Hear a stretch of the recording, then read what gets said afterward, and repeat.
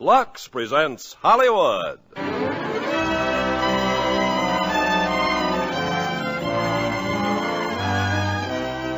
Lever Brothers Company, the makers of Lux Toilet Soap, brings you the Lux Radio Theatre, starring Michael Rennie and Gene Peters in The Day the Earth Stood Still. Ladies and gentlemen, your producer, Mr. Irving Cummings.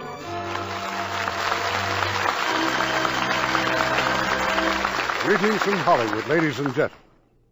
There is an ever-present question that has puzzled and intrigued our world for centuries. Is there life on any of the other planets? So in tonight's play, we will tell you of a possible momentous event in our future. The arrival of on this planet, of a man from the outer space.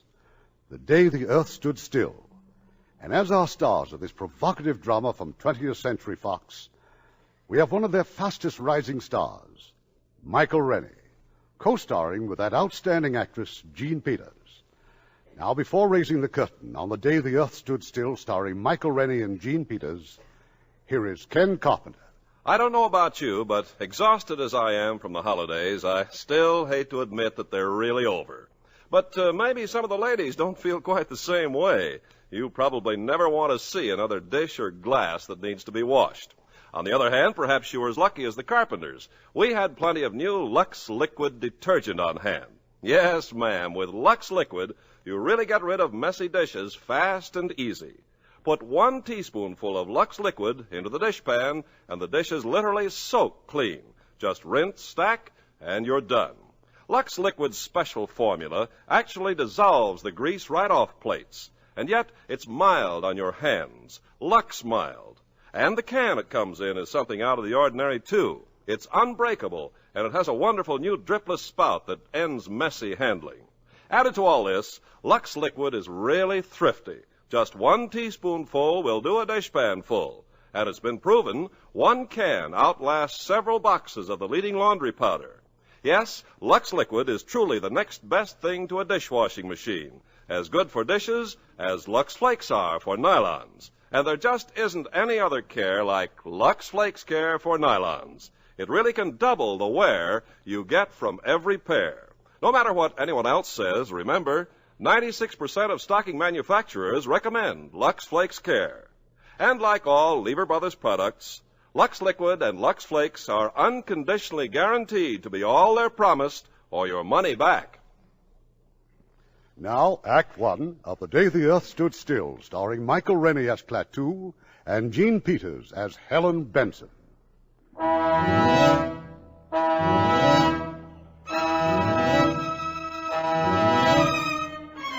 It was a pleasant spring day, an ideal day for a walk in the park, a day to push the baby buggy and be glad you were alive.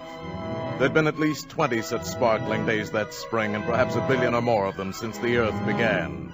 And nothing had ever happened to spoil them but a few small fires, or a slight head cold in the evening, or a rain squall. This spring day, in the middle of the marvelous 20th century, was different. It was the most different day that had happened to mankind since the first Christmas. The thing was noticed in Hong Kong first on the British radar. But that's impossible. That thing must be doing about 4,000. That can't be aircraft, sir. Must be a buzz bomb. Better give an alarm. Keep it steady, though. Maybe faulty equipment. If the British radar in Hong Kong was faulty, so was the radar all over the Orient and Asia and Europe. So were the announcers on the radio. This is Moscow.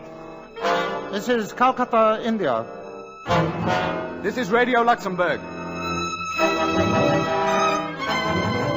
The American radar screen quickly confirmed the fact that there was nothing wrong with the British radar, and that there was something very gravely wrong 40 miles out in space, far above the Earth. Luckton at Ferris to Baker, Ferris to Baker. I have an object at 200,000 feet, 4000 miles an hour. Then it was here. Incredibly, it was here. Burning down through the sky over Washington, D.C., hovering over the mall. Descending. They're here! They come! They're here! They're here!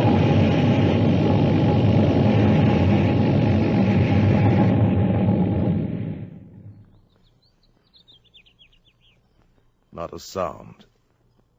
Stillness. Not a move from the cordon of tanks and armored cars and troops in full battle dress. Not a sound or gesture from the monstrous domed disk resting on the grass. The ship designed for travel outside the Earth's atmosphere landed in Washington today at 3:47 p.m. Eastern Standard Time. We still do not know where it came from. The ship is now resting exactly where it landed 2 hours ago. So far, there is no sign of life from inside the ship. Behind the cordon of troops, tanks, and artillery is a huge crowd of curiosity seekers. Every eye, every weapon is trained on the ship. The atmosphere is one of terrific tension rather than of fear. It's been that way for... Just a minute, ladies and gentlemen. I think something's happening. The spaceship is opening up. Someone is coming out. Keep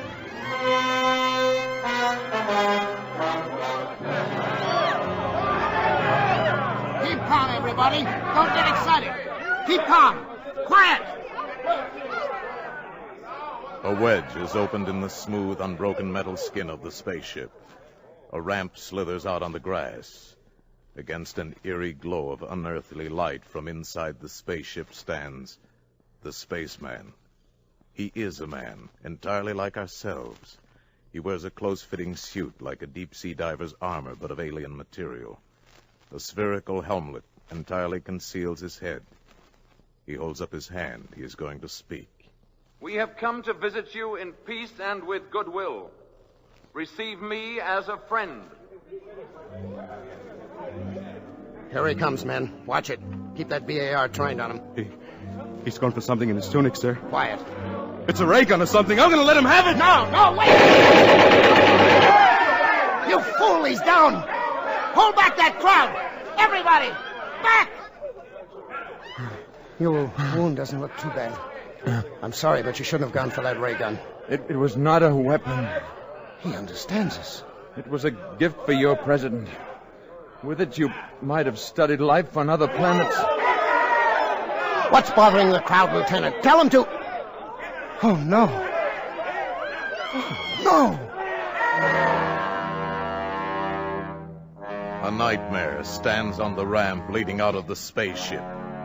A mechanical giant, monstrous, all metal and menace, with a visor in his helmet lifting slowly, revealing a dreadful light boiling within that metal head. And suddenly, out of that incandescence, a narrow ray.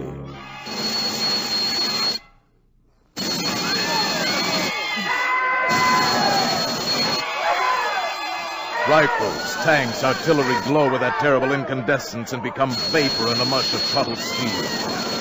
And in the deathly silence that follows, the robot strides down the ramp. The Avenger. From where? God! The Klaatu Roscoe! He won't hurt you now. Let's get you to a hospital.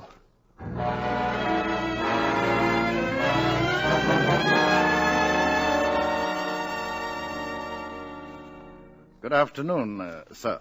Good afternoon. The doctors here tell me your wound is not serious. No. It amazes them that it's almost healed already. I'm very glad. It should serve as some sort of indication of our powers.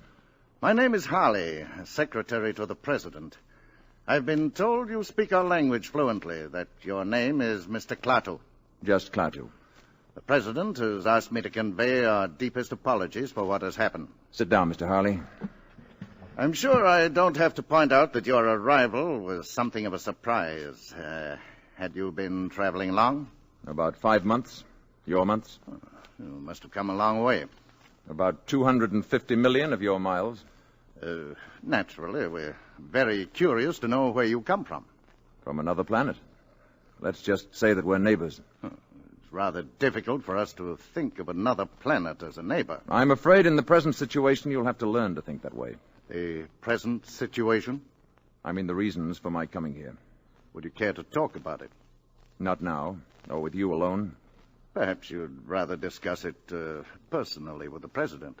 I want to meet with the representatives from all the nations of the Earth. I'm afraid that would be a little awkward. Why? In view of the tensions and suspicions in our world today, such a meeting would be impossible. Mr. Harley, my mission here concerns the existence of every last creature who lives on Earth.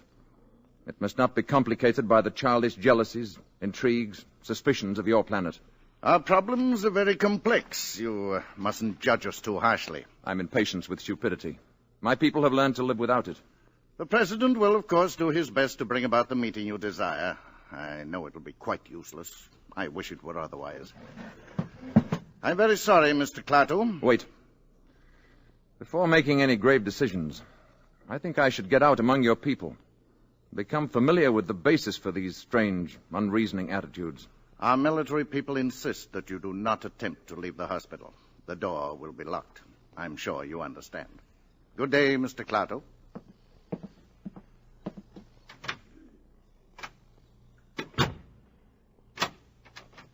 The door will be locked. Will it now?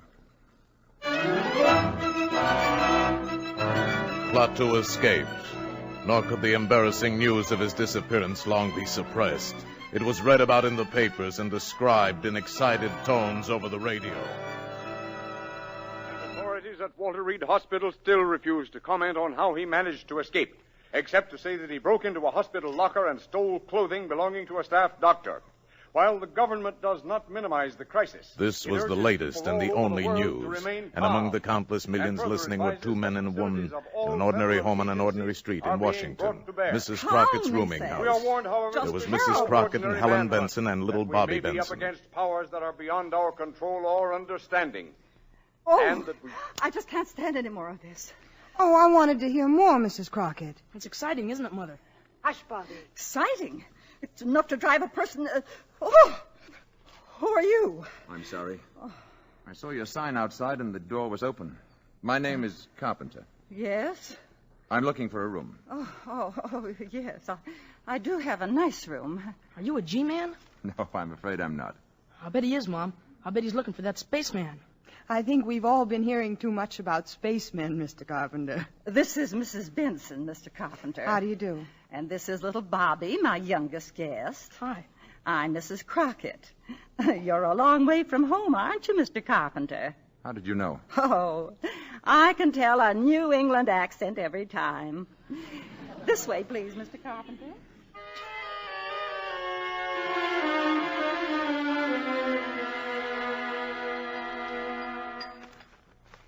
And so this Sunday morning, we asked the question that has been plaguing the entire world for 2 days now. Where is the creature, and what is he up to? Eat your cereal, Bobby. Oh, Mom, I'm all muscle as it is. Bobby? Okay, Mr. Carpenter. I'm sorry, Mrs. Crockett. Please, go on reading. Creature, and what is he up to? If he can build a spaceship that can fly to Earth, and a robot that can destroy our tanks and guns, what other terrors can he unleash at will? What a man. Obviously, we must track down this monster and destroy him before he destroys us. Correct. Then why don't they do it? This spaceman, or whatever he is, we automatically assume he's a menace. Maybe he isn't after all. Well, then where is he, Mrs. Benson? What's he up to? Maybe he's afraid. Oh, he's afraid. Well, after all, he was shot the minute he landed here. I just was wondering what I'd do. Perhaps before deciding upon a course of action, you'd want to know more about the people here. Nothing strange about Washington. A person from another planet might disagree with you. Oh, it's all right, Mrs. Crockett. That's Mr. Stevens calling for me. I'll go to the door. That awful robot standing there like an ugly iron statue is giving me the shivers. Morning, Tom. Hello, Helen. Hey, can anybody see us? Oh, no. So, all right, we're all set. I picked up some sandwiches and put gas in the car, and the radio is busted, so we can forget about the spaceman for the day, huh? I haven't been able to arrange for anyone to stay with Bobby. Mrs. Crockett's going out, and I don't suppose we could take him with us. Oh, well, we could. Just today. Mrs. Crockett has plans, and I don't know who else to ask. I haven't any plans. Oh, Mr. Carpenter. I'd be glad to spend the day with Bobby, if you'd let me. Oh, great, thanks. Well, it's very nice of you to offer. Oh, I'm sorry, Mr. Carpenter. This is Tom Stevens. Hi. How do you do? Bobby and I had a fine time yesterday afternoon. I thought he might show me around the city today. Well... Please, I'd enjoy it.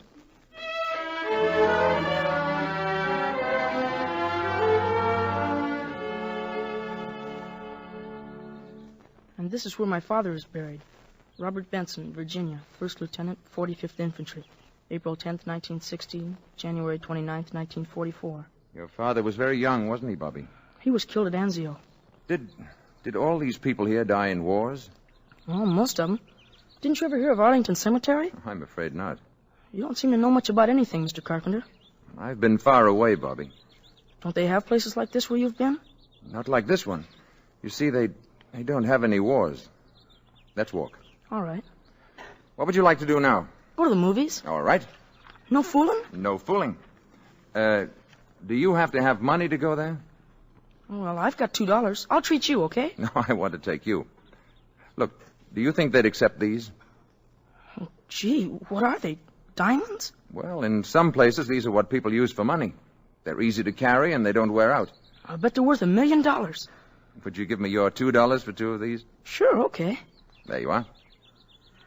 Let's not say anything to Mom about this, huh? Why not? Well, she doesn't like me to take advantage of people. Hey, before we go to the movies, would you like to see the Abraham Lincoln Memorial? Thank you. Yes, I would. Well,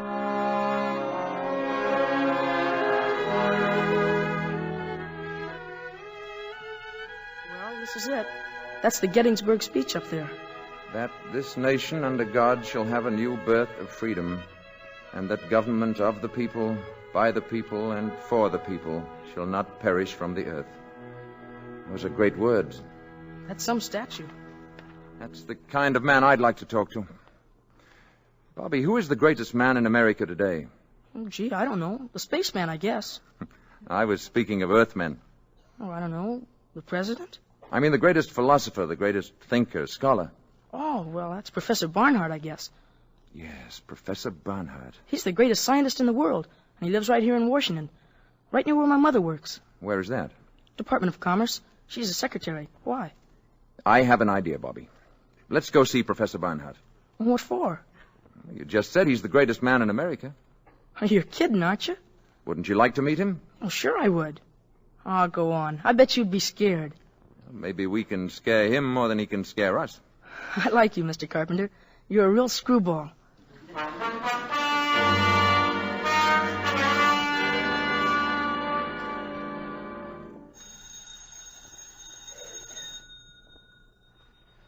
Gee, maybe the professor isn't at home. Let's take a look through that window. I'll bet this is where he works. Look in there. Books all over. Blackboard's full of stuff. Door's locked, too. Is it? I know it isn't, Bobby. Well, that's funny. We'll go in and wait for him. I'm sure he won't mind. Gee, just think. All the brains that goes on in here. What's all that stuff on the blackboard? It's a problem in celestial mechanics. And what's the matter? You'll never get the answer that way. Let's see. Hey, it says don't erase, don't touch. This is right. Check. Correct. Correct. And here's where he gets off the track. Now we'll fix that. So. You must be an arithmetic teacher, I bet. Differentiate the equation. There. Who are you? Uh-oh. How dare you come in like this? How dare you write on that blackboard? Do you realize the professor's been working on that problem for weeks? He'll solve it in no time now. What do you want? We came to see Professor Barnhart. Well, he's not here, and he won't be back until evening. I think you better leave. Will you tell him that Mr. Carpenter was here? 1615 M Street, Northwest. I think he'll want to talk to me. Indeed. Thank you. Oh, it may have entered your mind to erase what I've written on the blackboard. It certainly has. I wouldn't do that. The professor needs it very badly. Come on, Bobby. Carpenter, 1650 M Street, Northwest. Carpenter, M Street. Operator, give me the police.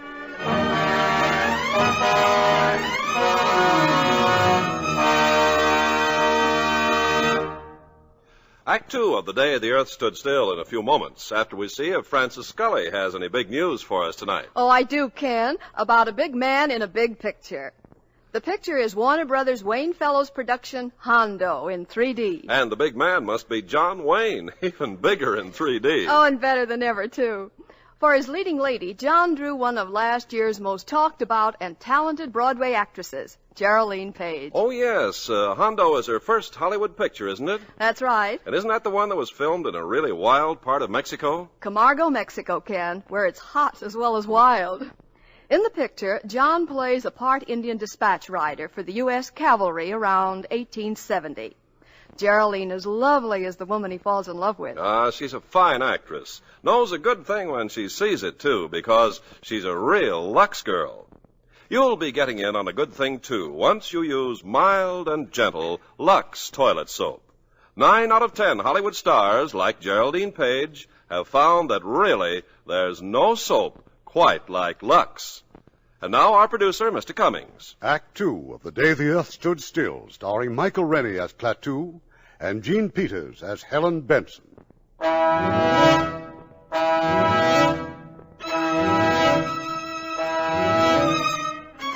It is early evening of the same day.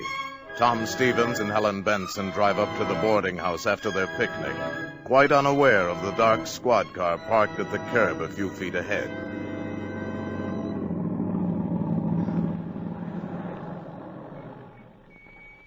Well, here we are. Thank you, Tom. It was a wonderful day. You, still haven't answered my question. Oh, you know how I feel, Tom. But I still want time to think it over. If I could only tell the boss I was getting married and acquiring 2 dependents. You're a good salesman. A good salesman wouldn't give you time to think about it. Good night. Didn't you forget something? Now, good night. Good night.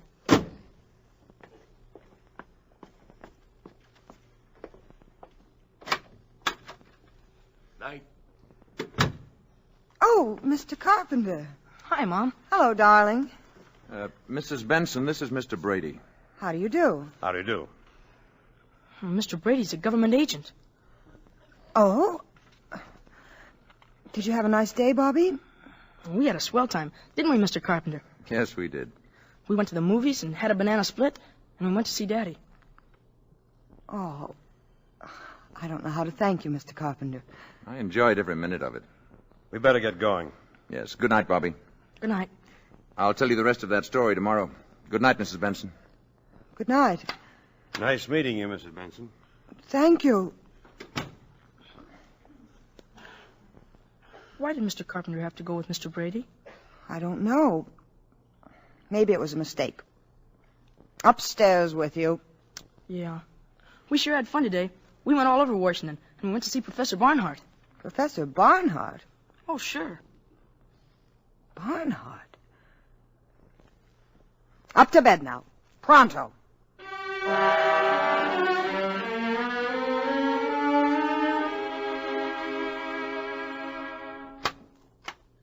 Is this the man you wanted to see, Professor Barnhart?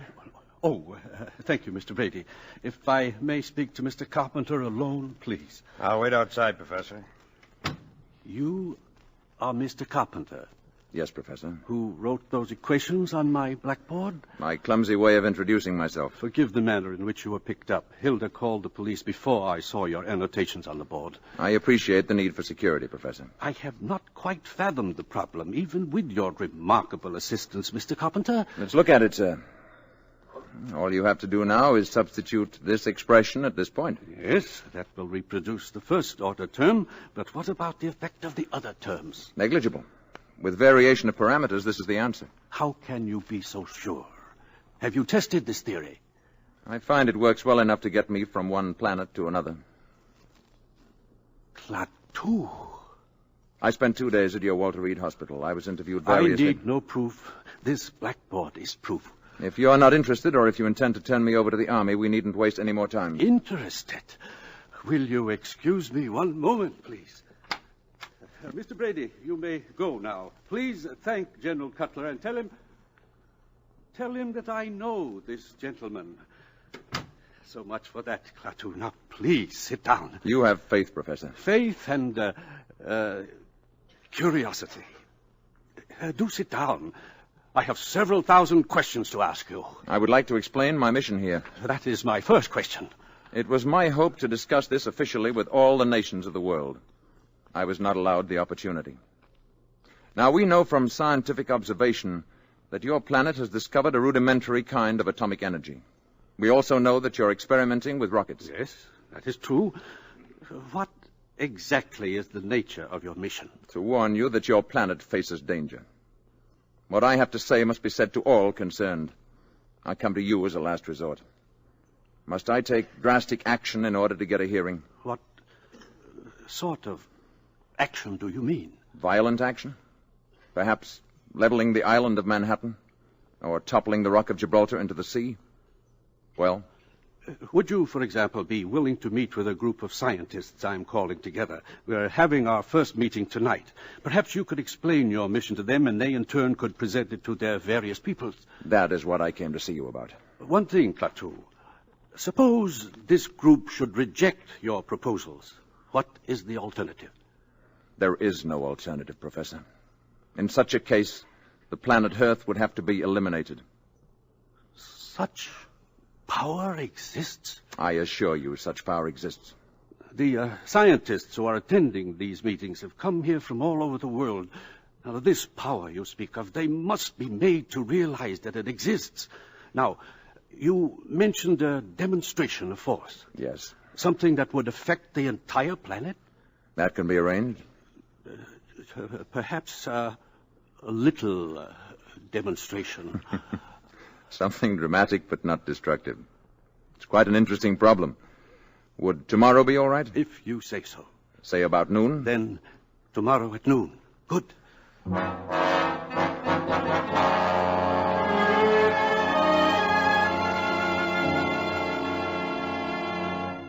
Going out tonight, Mrs. Benson? Oh, it's you, Mr. Carpenter. I'm afraid I startled you. Yes, I am going out. Mr. Stevens is calling for me. Everyone seems so... Jittery is the word.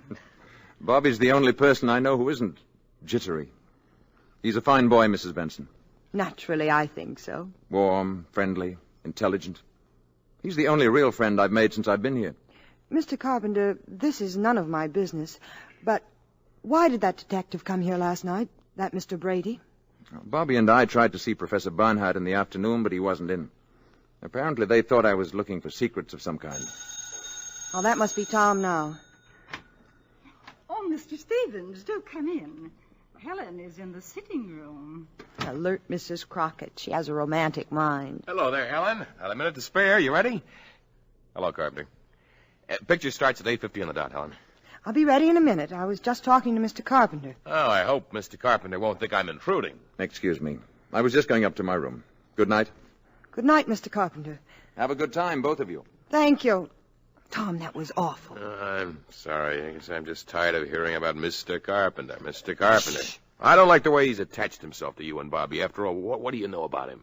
Very little, it's true. Well, let's not stand and talk about it anymore. I'll go up and get my things.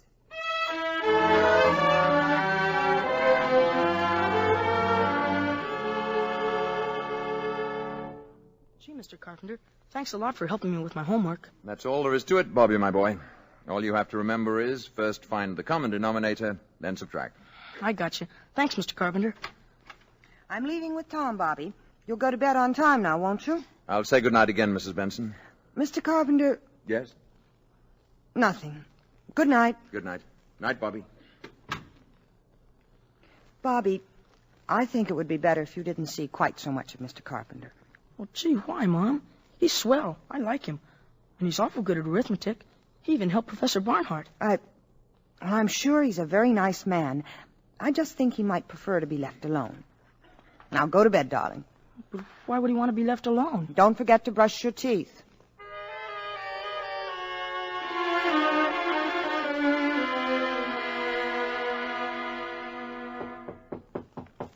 Come in. Bobby, do you have a flashlight I might borrow for tonight? Oh, sure, Mr. Carpenter. It's a real Boy Scout one. Thank you, Bobby. Well, why do you want it? The light in my room went out. See you tomorrow. Better get into bed now. Gee, I wonder if the batteries are any good. Mr. Carpenter! Bobby went to the door and opened it. What he saw down the hallway puzzled him. Mr. Carpenter's door was ajar and light was pouring out of his room. Funny. He said his light went out. Then Mr. Carpenter came out carrying the flashlight and stealing down the steps like a thief. This was peculiar, but this was adventure. Bobby followed Mr. Carpenter, and what he saw couldn't have been a dream. It was too real.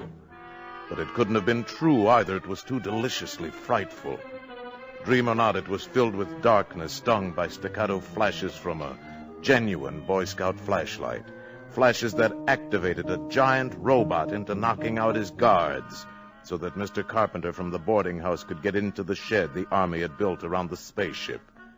And dream or not, Bobby saw this Mr. Carpenter go into the spaceship. And then a wave of sheer terror swept over Bobby at last, and he turned and ran wildly away, the way little boys always run in nightmares, trying so hard and moving so slowly and all the time falling down. It was awful. It was swell.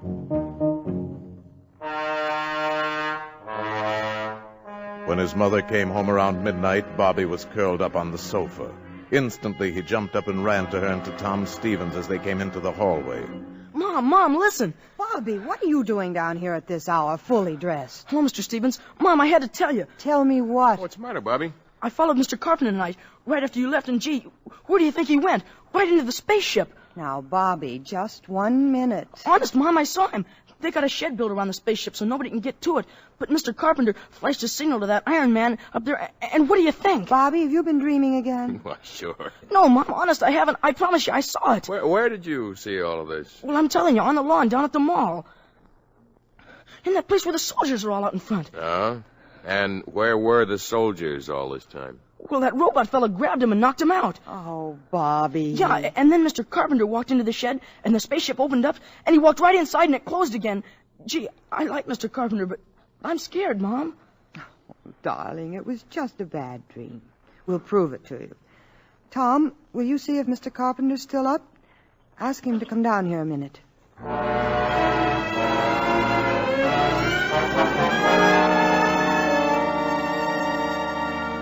Helen. Yes, Tom? Helen, he's not there, but look what I found on the carpet. It can't be a diamond, can it? I don't know. But it's much too big. Oh, but it looks real to me. Oh, Mr. Carpenter's got lots of them. He gave a couple of them to me. Here. He gave you these? Well, not exactly. I gave him $2. I don't know, but this whole thing, it just doesn't make sense. Look, Helen, do you think it's all right for you to stay here? There's a strong lock on my door. And Bobby's going to sleep in my room tonight. Okay. Upstairs, nightmare boy. It wasn't a nightmare. Bobby. Yeah, Mom? Bobby, your shoes are soaking wet. Yeah, grass on the mall was kind of wet. Good night, all. Oh, Tom. I wonder.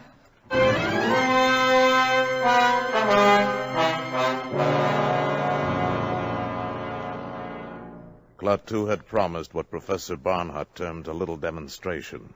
Promised it for the following day at noon. It is now 2 minutes to 12.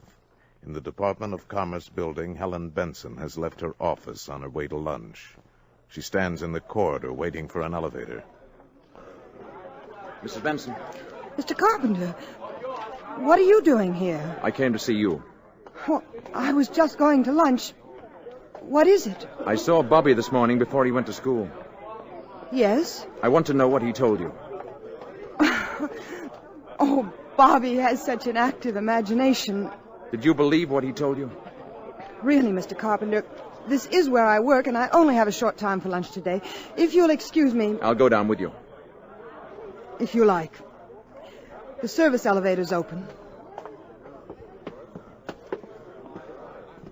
You'll have to press the button, Mr. Carpenter. Oh, yes.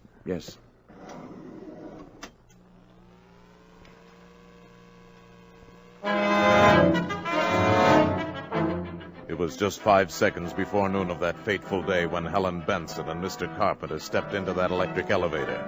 At that same moment, the enormous commerce of our briskly modern world roared and thundered in the streets.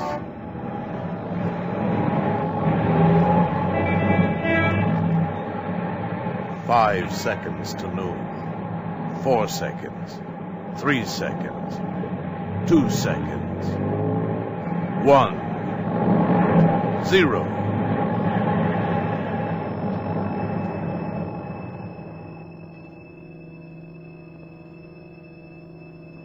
High noon. And silence.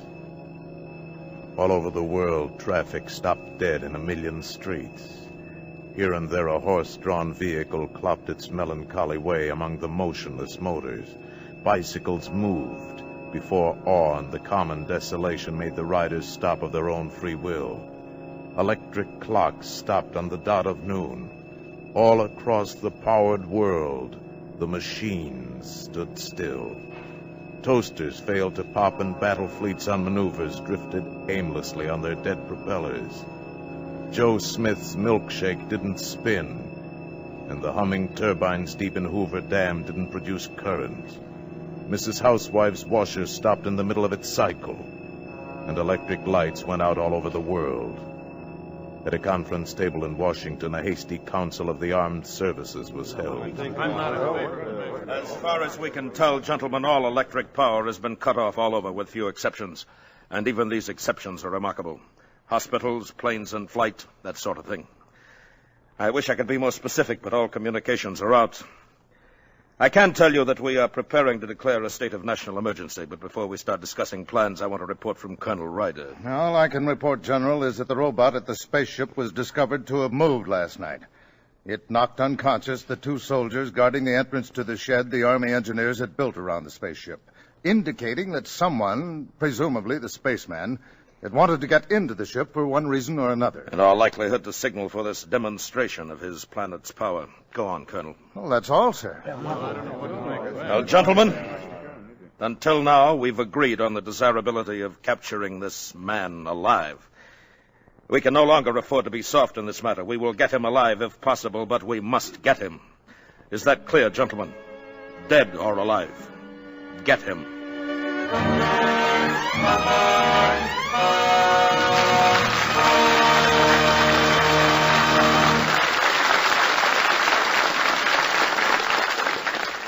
Before we continue with Act 3 of The Day the Earth Stood Still, I want to say hello again to a very pretty, very young lady who still attends high school on the 20th Century Fox lot, when she's not making pictures, that is, Gloria Gordon. Good evening, Mr. Cummings. Gloria, I want to congratulate you on your splendid performance in 20th Century Fox's CinemaScope thriller, Beneath the 12-Mile Reef. Well, it was a break for me getting to work with Terry Moore, Robert Wagner, and Gilbert Rowland. I'm Bob's sister in the picture, you know. It's my first CinemaScope appearance, too. Those Technicolor deep-sea diving scenes are beautiful as well as exciting. A fine picture like Beneath the 12-Mile Reef can start a career zooming, Gloria. I'm sure it will yours. And that peaches and cream complexion won't hurt a bit either, Gloria. Thanks, Mr. Carpenter. You can call mine a Lux complexion if you like, because I use Lux all the time to keep my skin looking just right. I think there's nothing like it. You know, it's hard to find a movie star who doesn't depend on Lux complexion care. In the bath, too, Lux toilet soap is so gentle, so refreshing. And like all Lever Brothers products, Lux toilet soap is unconditionally guaranteed. If it isn't all we say it is, your money will be returned. We pause now for station identification. This is the CBS Radio Network.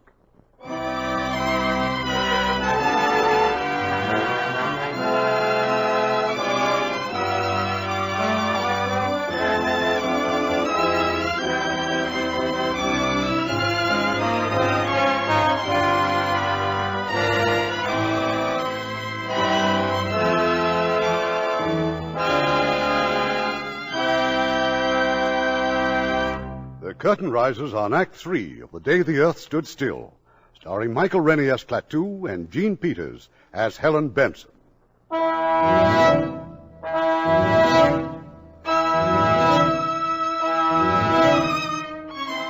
over the world, electric power has been neutralized on the stroke of noon, as a token of the spaceman's power and as a warning to the Earth. While they've been trapped between floors in an elevator, the spaceman has told Helen his identity and purpose here. I've already told you more than I told Professor Barnhart, because my life, in a sense, is in your hands. But if I die, a world, your world, may die too. Yes, I understand. I thought if you knew the facts, you'd appreciate the importance of my not being caught before the meeting tonight with the world scientists. Yes, of course. Of course I do. You hold great hope for this meeting, don't you? I can see no other hope for your planet. If the meeting should fail, then I'm afraid there is no hope. Oh, the lights. And we started again. It must be 12:30. Yes, exactly.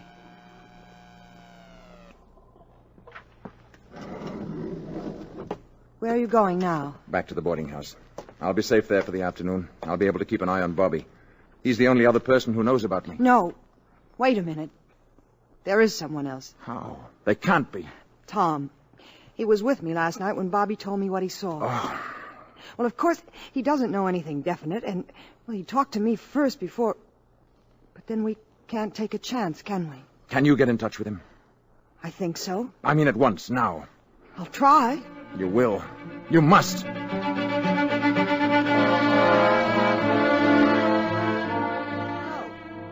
Hello. Operator, I was connected with my party. Please. Hello? Oh, is this Mr. Tom Stevens' office again? We were Well, I must speak to Mr. No, Mr. Stevens. Yes, this is Mrs. Benson. Benson! Well, when do you expect him in, then? Well, will you tell him I called, and please not to leave his office. I'm coming down to see him. Yes, it's very important. To you, too.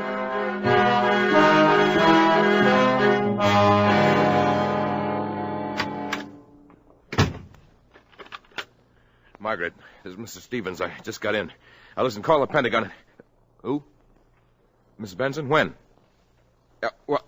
Never mind. This is more important. Listen. Now, call the Pentagon and find out who's in charge of the spaceman business. Whoever it is, I want to talk to him.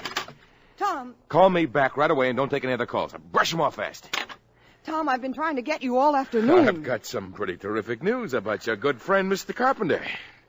What about him? He's the man from the spaceship.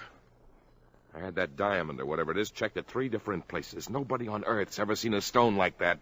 And after what Bobby's told us, that's enough for me. Why is it nobody knows about this Mr. Carpenter? Why hasn't he got any money? All right, Tom. It's true. Yeah. How do you know? You've just got to promise me you won't say a word to anybody. Oh, nobody but the Pentagon. Please, Tom. Are you crazy? After what happened today, he's a menace. You don't understand. You don't realize how important this is. Important. Of course it's important, and we can do something about it. You mustn't do anything about it, Tom. Believe me, I know what I'm talking about. I say he is dangerous. It is our duty to turn him in. He isn't dangerous. He isn't a menace. He told me what he came here for. Oh, honey, don't be silly because you happen to like the guy. Do you realize what this will mean for us? I'll be the biggest man in the country. I'll write my own ticket. Is that what you're thinking about? Listen, somebody's got to get rid of him. Tom, I'm not going to let you do it. Tom, don't. Hello, Margaret? Yeah. General Cutler? Good. Now, hold on. You don't know what you're doing. It isn't just you and Mr. Carpenter. Mr. Carpenter. It's everybody. The rest of the world is involved. I don't give a hang about the rest of the world. I'm in this for me. Tom. Now, you'll feel different when you see my picture in the papers. I feel different right now. You'll see. You're going to marry a hero. I'm not going to marry anybody. Not even a hero. Hey, Helen. Hello? General Cutler? General, my name is Tom Stevens, with a V. I have positive information about the spaceman and where he's staying. Right. Yeah, of course I'm sure. He's living in a boarding house at 1615 M Street, Northwest. That is correct, General. Yes, I have all of it now, Mr. Stevens, and thank you very much indeed. I want to talk to you further, but I haven't time now. We want to act on this. Yes, sir? Have Colonel Ryder deploy all Zone 5 units according to Plan B immediately. Investigate 1615 M Street, Northwest for presence of spaceman. Repeat.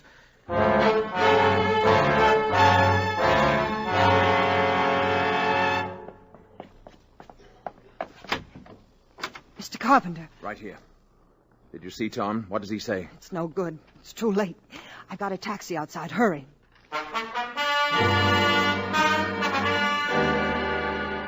Attention Zone 5. Attention Zone 5. Man and woman observed entering taxi at 1615 M Street Northwest. Man is probably Klaatu, alias Carpenter. Establish roadblocks according to plan Baker and maintain station. Remain on radio alert until further orders. I don't know. I think we may have been seen getting into the taxi. Where can you go? I'm sure Barnhart can arrange to hide me until the meeting tonight. Where's it going to be? At the ship. Now look there. Army cars. Full troops in full gear. The alarm is out, all right. It's only a few more blocks to Professor Barnhart's. I'm worried about Gort. I'm afraid of what he might do if anything should happen to me. Gort? But he's a robot. He's a product of centuries of refinement. But what could he do without you? There's no limit to what he could do. He could destroy the Earth.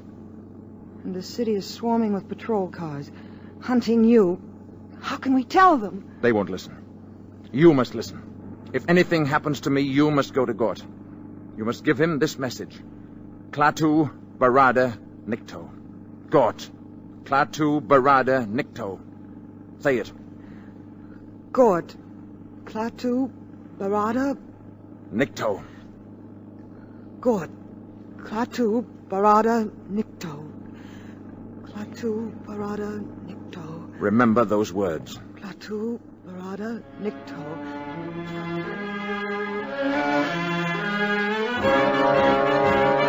Attention, Zone 5. Taxicab moving north on 14th Street from Harvard Street. Man and woman in back seat. License number H0012. H0012. Section 2, close in. This is your target vehicle. We're hemmed in. Driver will get out here. I'm going to try to run for it. If they get me, you get to Gort. Now. There he is! Stop or we'll shoot! Stop or we'll fire! Mr. Carpenter! Gort! Run! Oh. Never mind, I'll check the guy.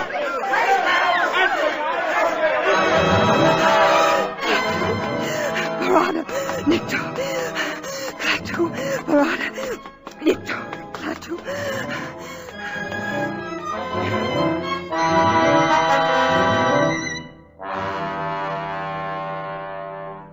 Centuries, ages of superhuman, superplanetary skill had bred intuition and a dim power of reason into the enormously complex intelligence inside of Gort's metal brain case. When Helen Benson stumbled up to the shed that housed the space machine, the guards were not there. Then she saw them. They were lying inside, their rifles fused and bent. Gort somehow knew that Klaatu was dead. Gort was already on the move. He was on the move toward Helen. No! No! God, no! The visor of his helmet was opening on that cosmic incandescence within, seething with world ruin, aiming impassively at Helen. God! God! Klaatu! Klaatu! Barada! Nikto!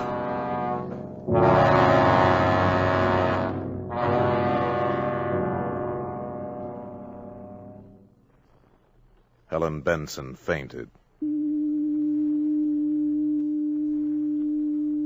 When she returned to consciousness, she was lying on a dais bathed in a soft, shadowless light, in a chamber vaguely circular of completely unfamiliar build. She was in the space machine. Across the room stood Gort with his back to her, and lying in front of him on a platform was Klaatu. Mr. Carpenter.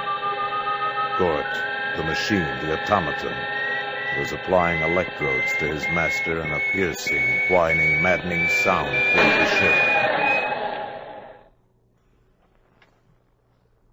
Klaatu moved.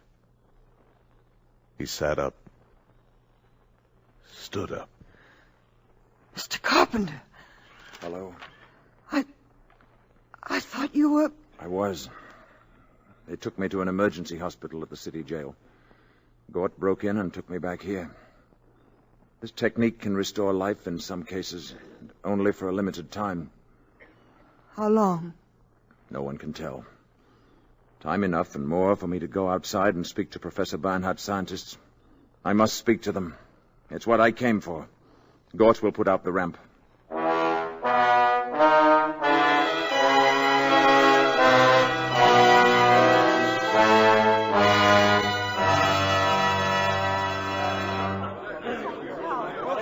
You people of Earth, you men of science, you are here from all over your world, Europe, Asia, representing many nations, many ideas.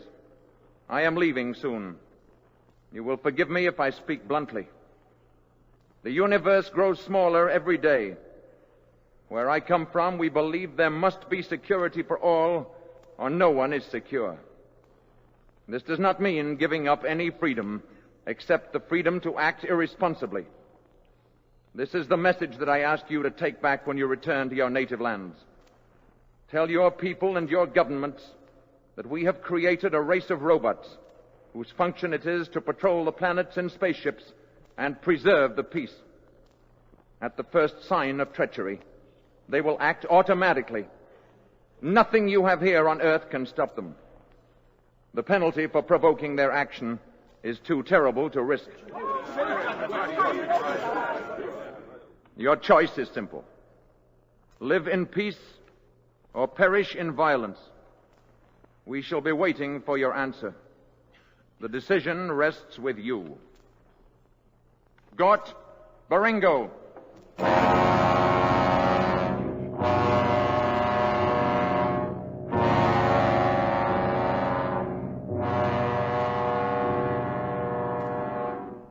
Remember. I'll remember, Mr. Carpenter.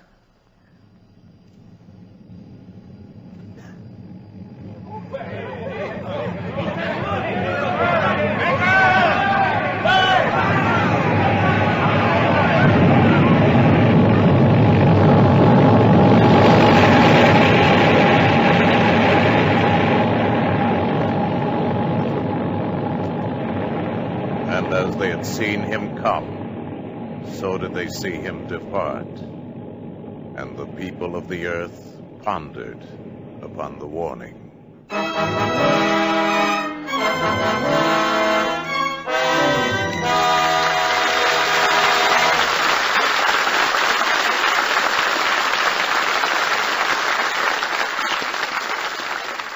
In a moment, our stars will return.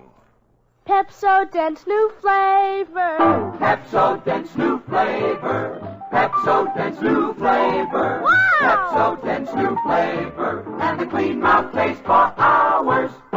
Yes, the big news is Pepsodent has a brand new wonderful flavor. Grown-ups prefer it, but kids, well, kids go crazy for it. And that's not all. I've seen the research that proves Pepsodent gives you the cleanest teeth of all leading toothpastes.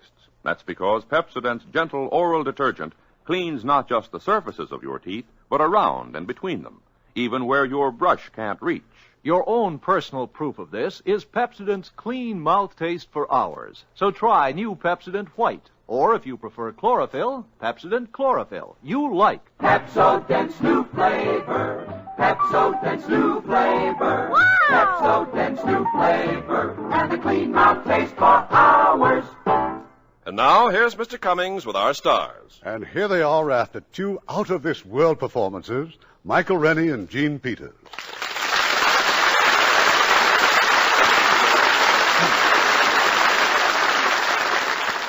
Mike, have you ever seen any UMOs? What's a UMO? An unidentifiable moving object. Yes, I saw several years ago in London. You mean during the war? No, when I was a very young actor. But the flying objects were later identified as ripe tomatoes and eggs and cauliflower. And how about you, Gene? Seen any flying saucers? Oh, actresses aren't interested in such things, Irving. We prefer King of the Khyber rifles. After all, who cares about spacemen when you can see Tyrone Power and Michael Rennie in their latest picture, co-starring with Terry Moore? Oh, Marilyn Monroe, Betty Grable, and Lauren Bacall in How to Marry a Millionaire. And both these 20th Century Fox pictures are in Technicolor and CinemaScope. And these exciting new mediums are especially interesting to actresses. And you stars must be especially interested in Lux soap for your complexion. We certainly are. I, for one, started using Lux soap for my complexion years ago, and I'm certainly glad I did. Now, Irving, what's in store for next week? Well, Mike, we're going from life in the future back to the charming era of the Roaring Twenties. It's a delightful, amusing story of a multimillionaire who, for sentimental reasons, presents an average happy family with $100,000 and almost ruins their lives. It's Has Anybody Seen My Gal? And as the stars of this highly entertaining comedy romance from the Universal International Studios, we have two of their most popular young stars, Rock Hudson and Piper Laurie, co-starring with that fine actor, Gene Lockhart. Oh, the whole family will love it. Good night. Good night. Good night, and happy laddie.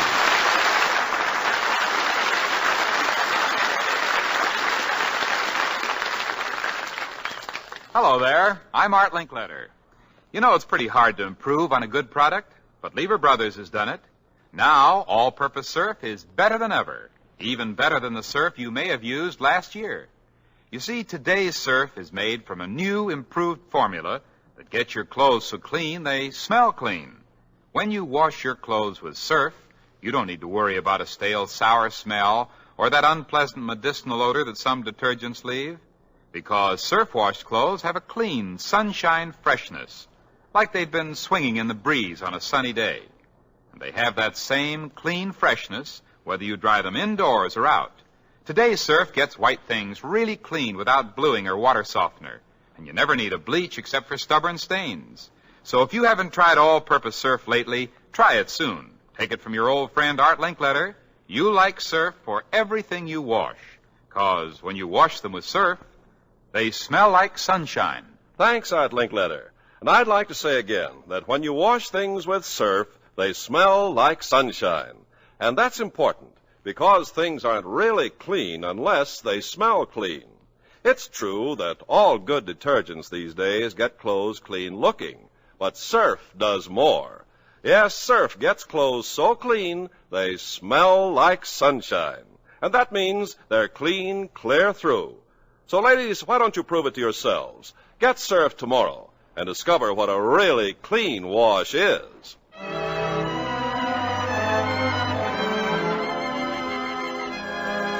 Lever Brothers Company, makers of Lux Toilet Soap and Lux Liquid Detergent, invite you to be with us again next Monday evening when the Lux Radio Theatre presents Has Anybody Seen My Gal? Starring Piper Laurie, Rock Hudson, and Gene Lockhart. This is Irving Cummings saying good night to you from Hollywood.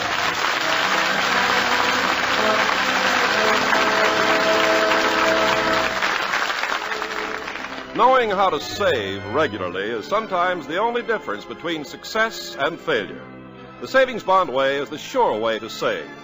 Every year, United States savings bonds grow in value. Interest increases year by year. As your bond investment grows, so does your security.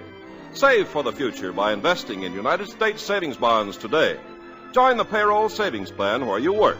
Every payday, the amount you name will be set aside automatically, systematically, and invested for you in savings bonds. And remember, savings bonds are better than ever because they return 3% interest compounded semi-annually when held to maturity. What's more, they're fully guaranteed by Uncle Sam against loss, theft, or destruction. There's no safer investment in the world than United States savings bonds. If you're self-employed, save regularly through the bond-a-month plan where you bank.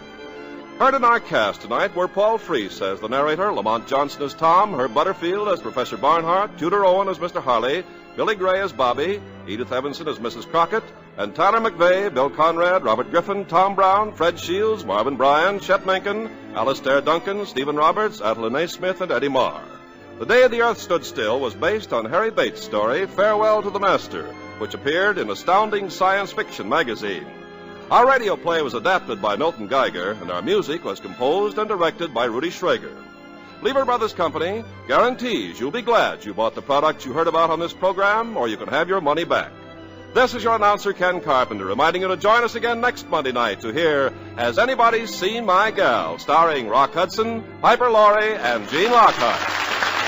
Every Thursday evening, Lever Brothers Company brings you the Lux Video Theatre. Consult your local newspaper for time and station.